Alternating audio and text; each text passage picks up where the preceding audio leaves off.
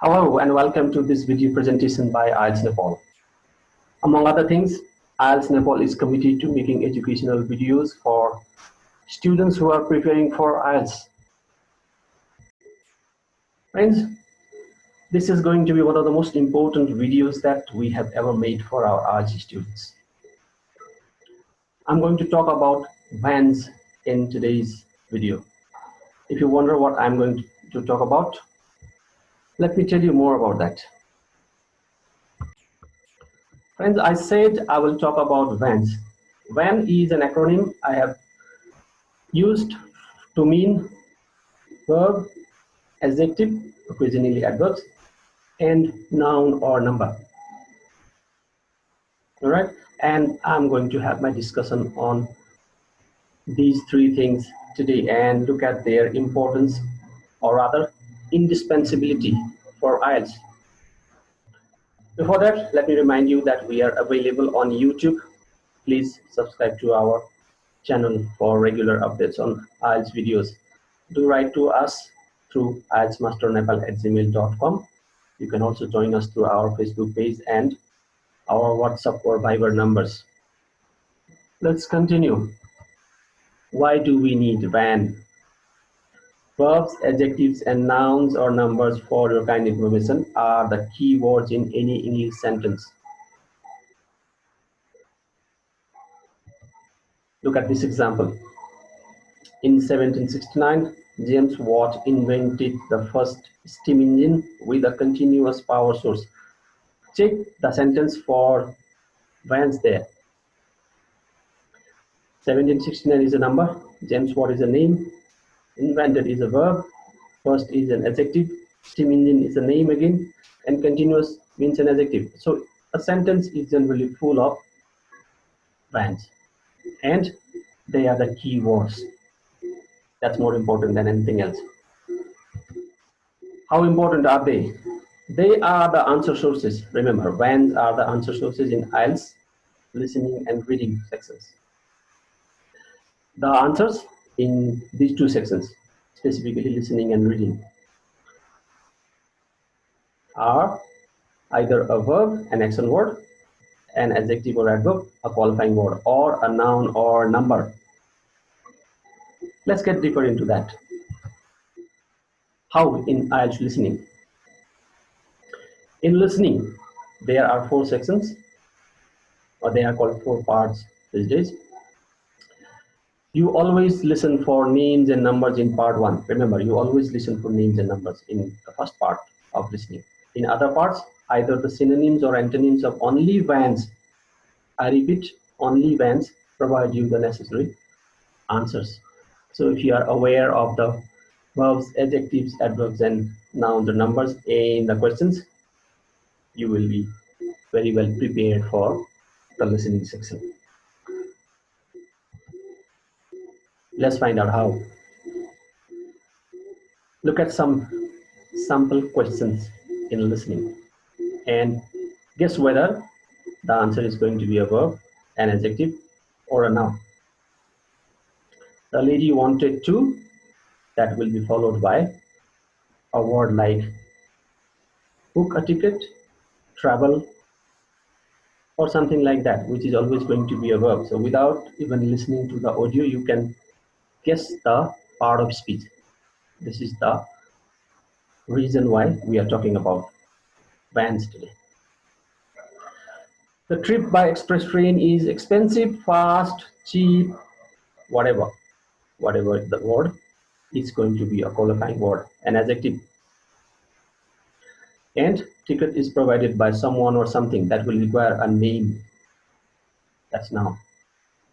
So guessing the part of speech becomes easier when you know that they are going to be one of the words from van. Okay, one more example. Identifying keywords. When you read the questions before listening to the audio section and listening,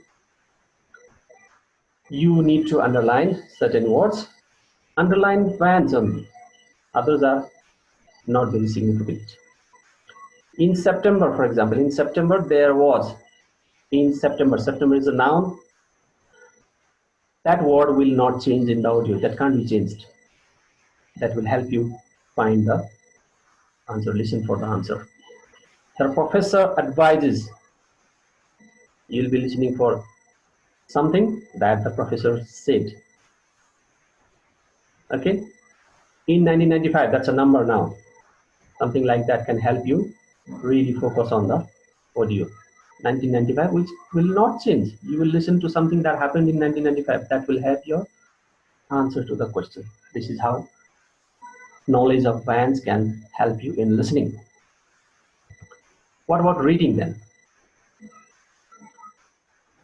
In reading, vans are the key words in the questions and in the related text.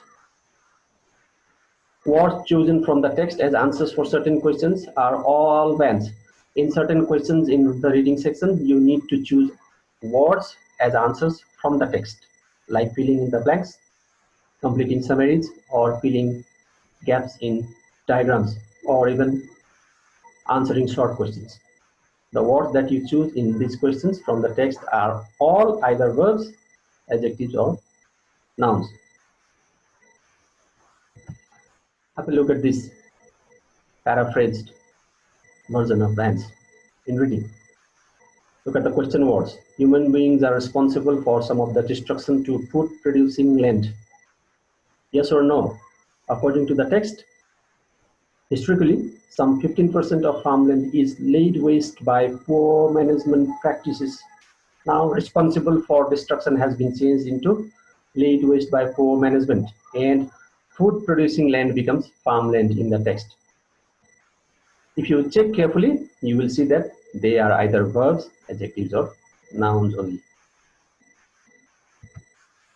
One more example. Have a look at the question. How tall was the final tower that William built?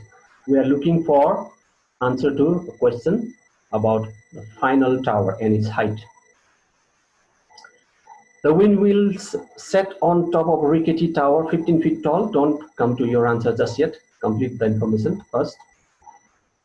That swayed violently in strong gales. He eventually, now final changes into eventually. Final is an adjective, eventually is an adverb. That's how things can change. And when you are aware, you are comfortable. Eventually replace the tower with a sturdier one that stands 39 feet. This is the final one. Okay, 39 feet, the answer. All right. Let's see how verbs, adjectives, or sometimes adverbs and nouns and numbers are paraphrased in the listening and reading modules of IELTS. Have a look at the question words and the text of words for reading, recording words for listening. Nocturnal may be a word in the question, and that can become active during night in the reading section or the listening recording. Farm becomes agricultural land. Altered becomes remained stable as an antonym to mean the opposite. Position, a noun. Status, also a noun. So you will be listening for other words, not exactly the words you see in the question paper in listening. And you will be reading for other words in the reading module as well, not the exact words from the question. Let's have one more set of examples. Emboldened became bold. Used a machine becomes did manually to mean the opposite. Check that they are all verbs, adjectives, occasionally adverbs, and nouns or numbers. Enjoyed, had entertainment, conscious, aware. All right, so these are the final words for today. Use vans for these two things. For identifying keywords in the questions and in the text or in the recording. So be aware of the fact that there are only vans which the text plays with in reading, or the recording plays with in listening. That will make things so easy for you to stay focused. And use vans also for predicting answers in listening and reading. You have seen some examples. You can predict in most cases the answers, the parts of speech necessary for a particular answer, even before you find your answer. This is how vans can play a crucial role in making things easier for you in listening and reading sections of the IELTS. So friends, that should help you develop a new perspective for listening and reading sections of the IELTS. In my next video, I will talk about the importance of vans in speaking and writing sections. Till then, have a good time. See you again.